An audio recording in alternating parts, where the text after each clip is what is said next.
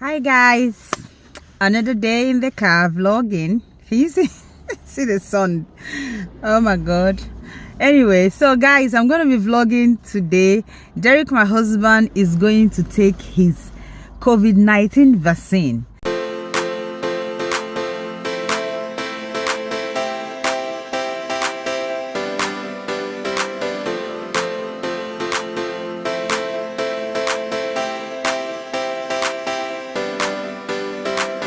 So I'm gonna be vlogging it, and I'm excited about it. I've asked him and he said it's okay, it's fine for me to vlog it.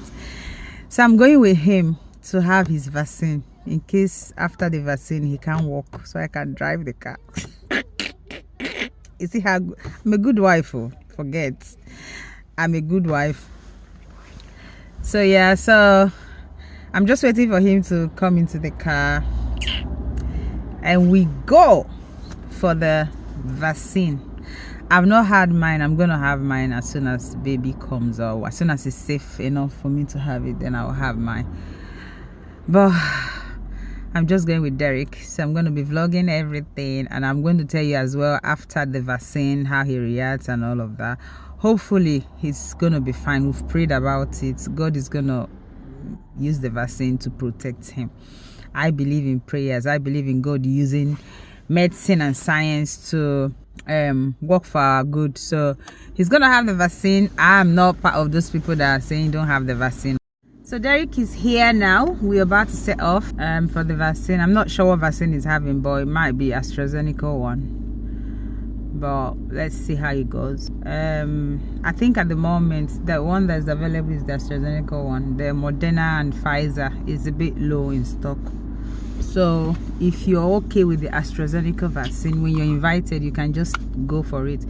They're not forcing you. If you don't want to take it, that's fine. They will just leave you. We are going. I'm happy as well that he's having the vaccine before, to give him that layer of protection before I go into labor, basically. Right, we are going now. We've prayed now. You know, hear me pray for night and I did pray. This morning, you know, pray. We were God deaf. We shall overcome by prayers. God is not deaf. You've prayed. We are Africans. You prayed this. We prayed this morning. I prayed last night when I was praying. So God is not a deaf God. When you pray too much, God will vex for yourself. Disturb him. So it's up to you to have the vaccine or not. Are you scared of? Are you worried? No.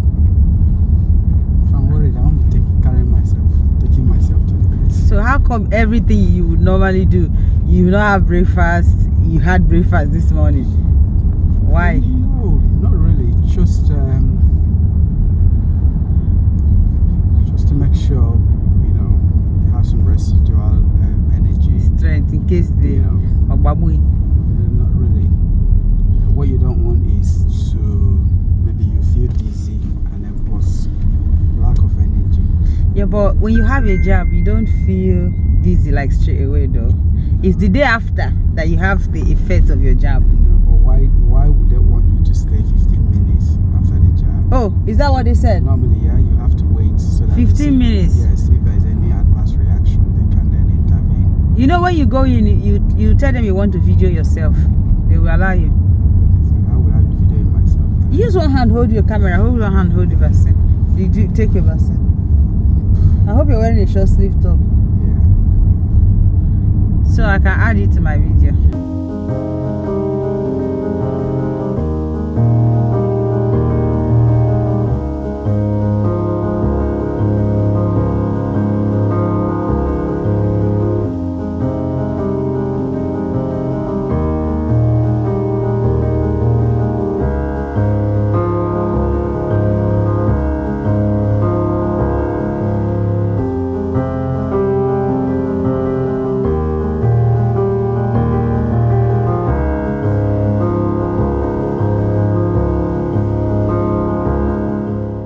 Let's move away from COVID vaccine. There's something I want us to talk about before we do the main video of question and answer. Now let's talk about money, finance.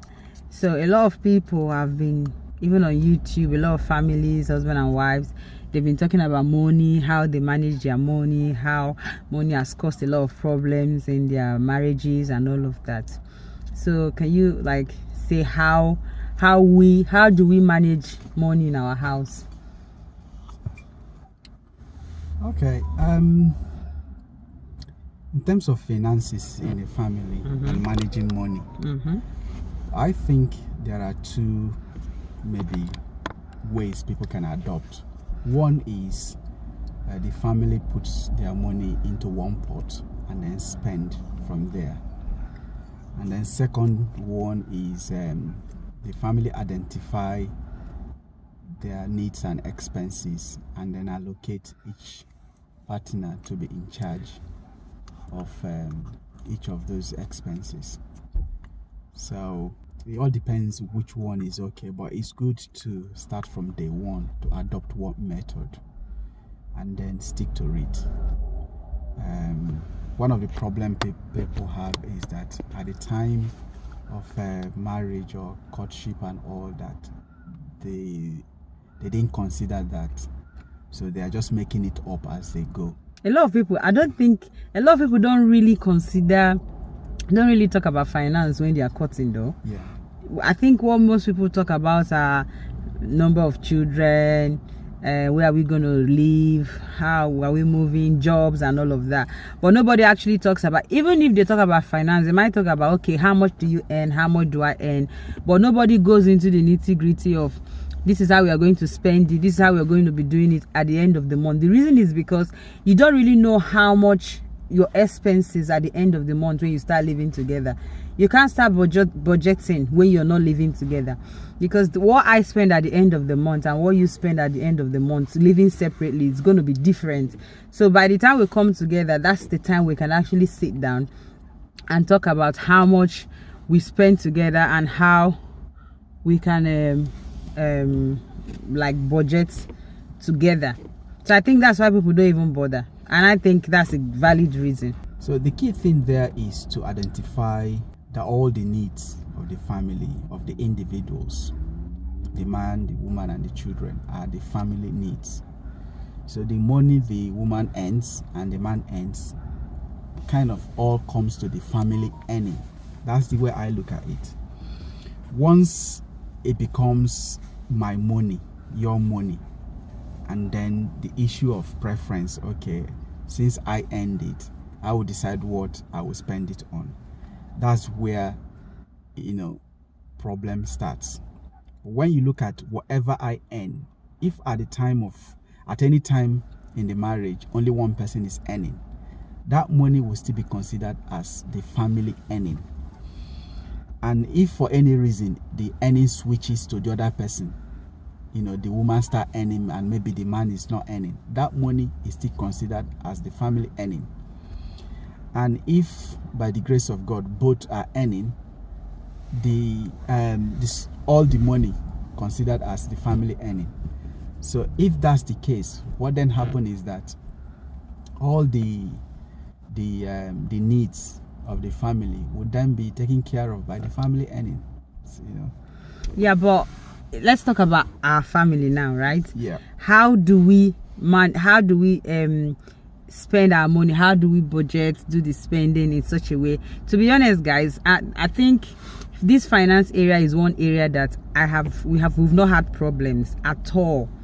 Like, so when I hear people saying that they've had problems, finance is a big problem in their marriages, I just start thanking God, because that's one area we've never ever had issues about. And I think the reason is because Derrick is very good at spending money. Like, honestly, he's very, very good.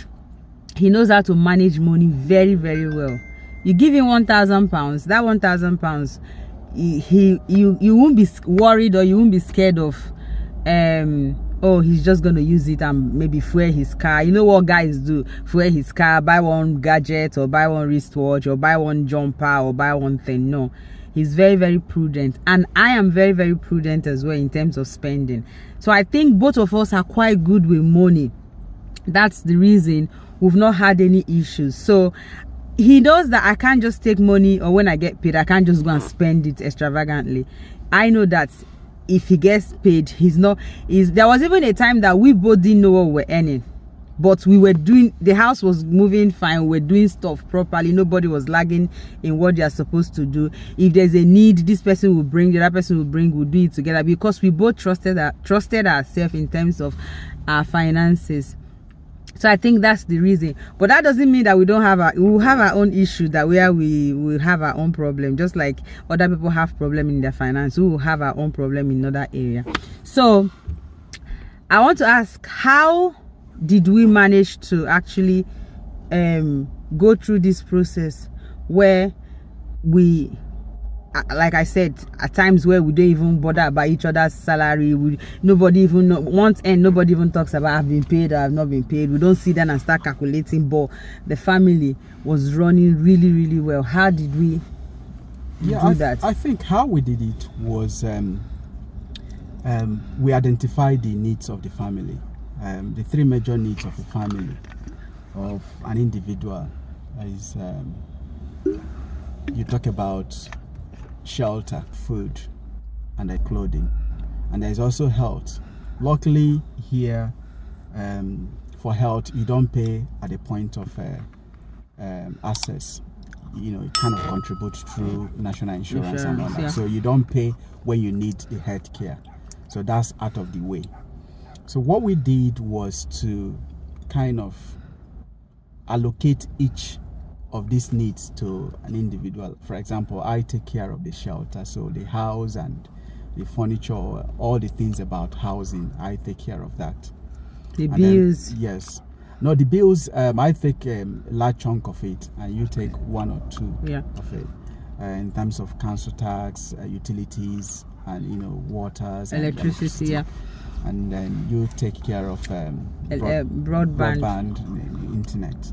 From day one, I took care of anything house, shelter, house, mortgage, even before we bought house, renting, and everything about that. I took care of that. So, and then food, you took care of. I'm in charge of food. I'm in charge of the kitchen, basically. Everything food. Although I do intervene, sometimes I've been dragged to the shop, and whenever. Let me just say something. The only time he intervenes is if you send Derrick to go and shop. If you send Derrick to go to Costco to go and shop, Derrick will shop shop more than the budget you gave to him to shop. That's so. Anytime he shops, like, in fact, I'm even owing you, so I need to send you. So anytime Derrick overshops, he's going to pay the difference, because he didn't listen to the boss. The boss said, shop this amount. You go and add. You gotta be buying exotic fruits. You gotta be buying all those their cherries, all those their things that. So that's when he intervenes. So let's get that straight. And another aspect where families spend money is in schooling. Schooling of the kids.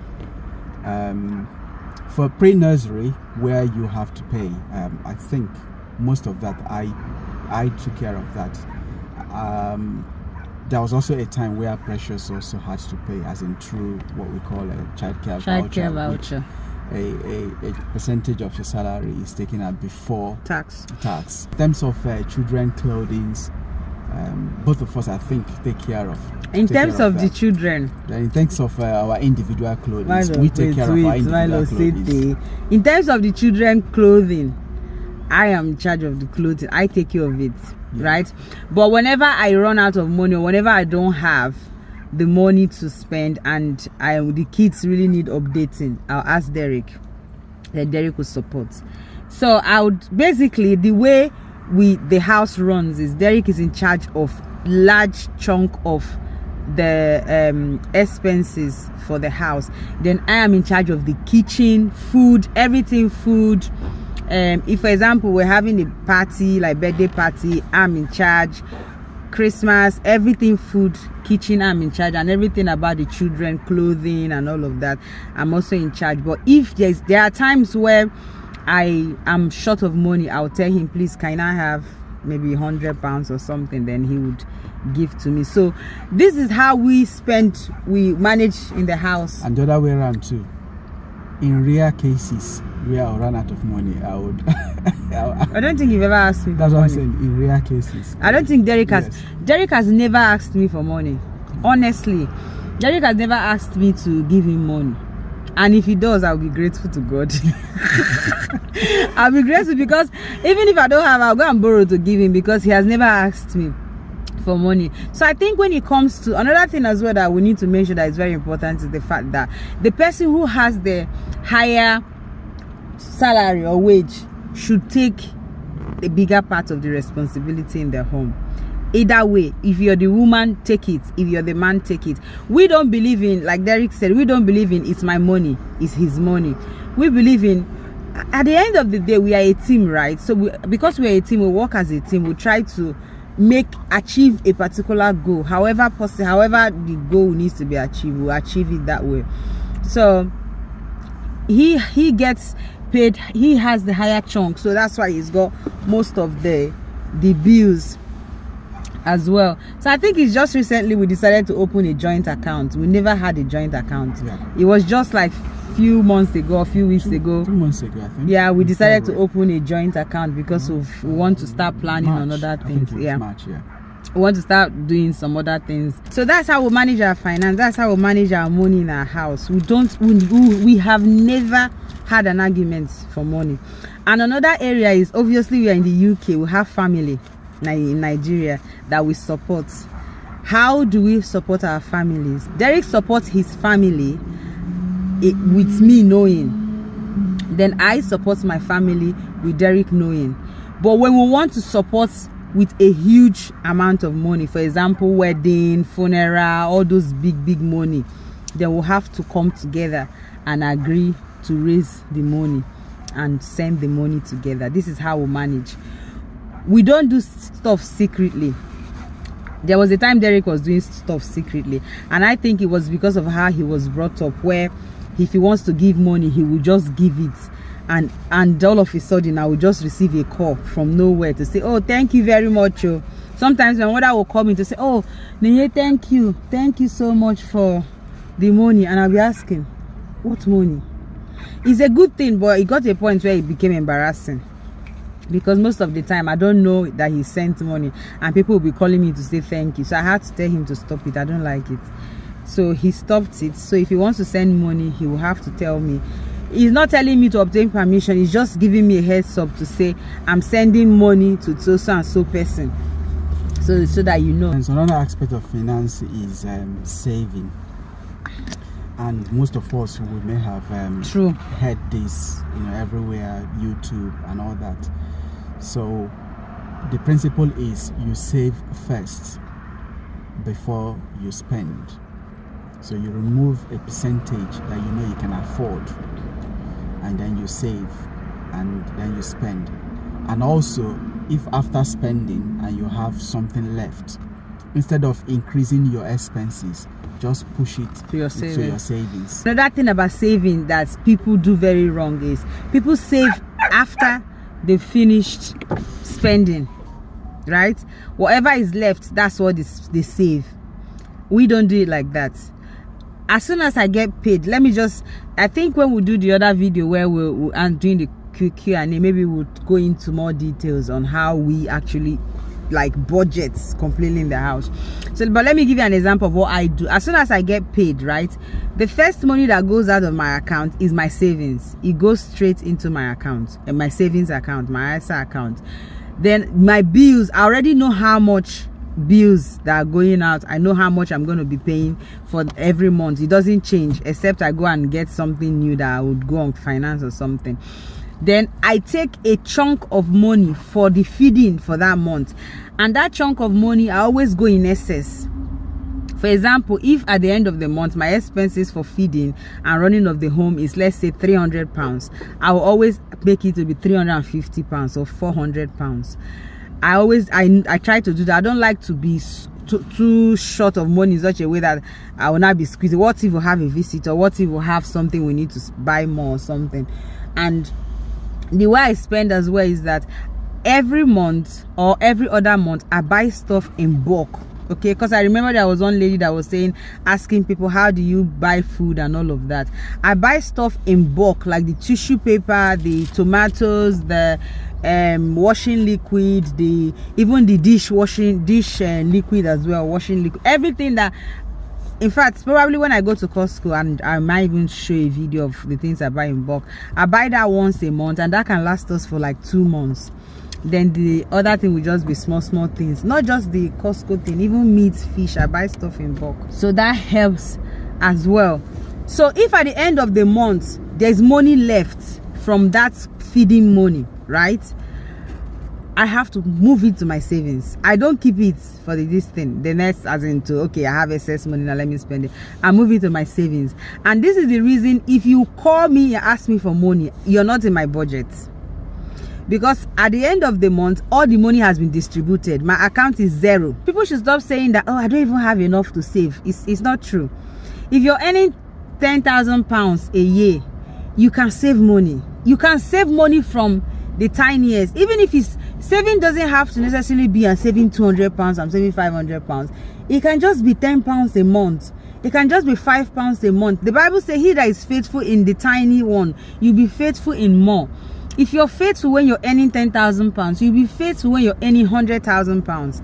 So savings is important. People that are into savings, they save however tiny their money is. To also aid that saving, it's good to use things like standing order, direct debit, you know, so that you don't need the willpower. It just automatically goes, you know, the way your tax just goes automatically before you receive your salary or your wage. So contribution as well. So if you just put a standing order, and once the money hits your account, that percentage for saving just goes in there without you doing anything. So that's the best way to save. And another way we tried to minimize, you know, as in make our money work for us, is for things that we know that occur regularly, like car insurance, home insurance, building insurance, things like that. We try not to go into financing, as in paying monthly. So because we are aware of this, we save over the months, so that once it gets to that time, we just pay it off once. When you pay once, you're paying the actual cost. But when you pay monthly, most of them, there will be insurance, there will be interest. So that's another way you can save money. Another thing that we have as a rule of thumb in our house is that anything we are buying, for example, fridge, freezer, washing machine, dishwasher, or you know, them big things, we go for the best. We don't buy, oh, let's just buy it £500, I beg, instead of us to buy the one of £1,000. I used to, you know, at first we had issues with this thing where whenever Derrick wants to buy something, he will go for the ridiculously expensive ones. And I'm saying to myself, why are we going for this expensive one? We can actually buy the other. But now I know why he goes for really expensive things, because those things you use all the time. For example, washing machine, you don't want to buy a washing machine that after 1 year it backs off, like it just dies. So everything we've bought in the house that is a big appliance, we always buy the best, like go for the very top of the range, so that we don't have to, after 1, 2, 3 years, when I start thinking about buying another thing. So that's one rule of thumb. It may be expensive when you're buying it, but you're actually in the long run saving yourself a lot of money. Also performance, also performance as well. Yeah. Performance is good in terms of time. Exactly. You get the best. The best. Yeah. So I think that's one thing. Not just appliance, even furniture in the house, bed. I remember once our television broke, and obviously you live in the UK. Our TV is one of those things that you need to have apart from your laptop and all of that. It took Derrick weeks to decide on what. In fact, I was almost getting angry, because I felt like, it's just TV now, just buy one TV and just keep in the house. It took him time. It took him time to actually decide. Before Derrick buys anything, Derrick is going to read review. Me, I just want to buy the thing and get on with my life. So, but I can actually tell that those things he takes his time to buy, I don't I don't regret it. So I think we've covered this finance thing very, very well, and how we manage our finance in our house, especially with us having baby number 4 on the way. So if you have any question, please ask. Derrick is here to answer the question. You'll be on the comment section to answer any question you have in terms of finance. Derrick has gone for his vaccine. I only came here to give him moral support, and I didn't go inside with him. I need to go inside. So I've asked him to make video while he's there. Hopefully he's going to make video, maybe take pictures, but he's just going to take his vaccine, or to have his vaccine, while I'm sat in the car. As a good wife, I need to sit in the car so he can have his vaccine. I only came to support him. Is it not good enough? He's back. He has gotten mark of the beast, guys. I don't mind. Yes.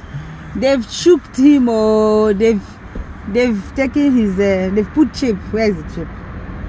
It's just here. How was it? Straightforward. Oh, is AstraZeneca again? Yeah, AstraZeneca, yeah. Did you stay for 15 minutes? No, they said I should stay in the car. Oh, okay, minutes, for yeah, 15 minutes. Take picture when you're having the vaccine. You see, he didn't take any picture. See all these men. Don't worry, I'll try my second appointment. What's the who go follow come second appointment? Look how you look at this man.